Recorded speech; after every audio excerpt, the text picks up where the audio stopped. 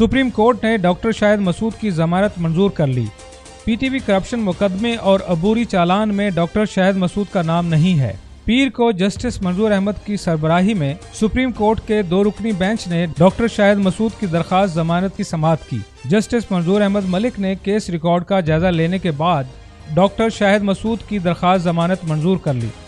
अदालत ने कहा कि मुकदमे में नामजद तीनों मुल्ज़िमान की जमानत पहले ही ट्रायल कोर्ट मंजूर कर चुका है।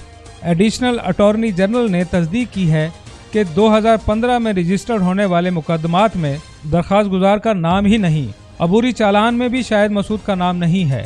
इसके साथ साथ दोनों कंपनियों के साथ दरखास्त गुजार या खानदान के किसी फर्द का कोई ताल्लुक न था। सुप्रीम कोर्ट ने डॉक्टर शाहिद मसूद की 5 लाख रुपए अदालती मचलकों के एवज जमानत मंजूर की। तिजारत न्यूज़ को यूट्यूब पर सब्सक्राइब और लाइक कीजिए।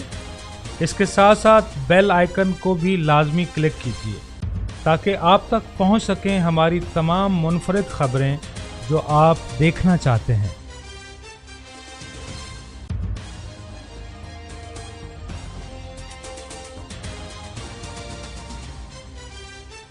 आप देख रहे हैं तिजारत न्यूज़, बेहतर अपना हल।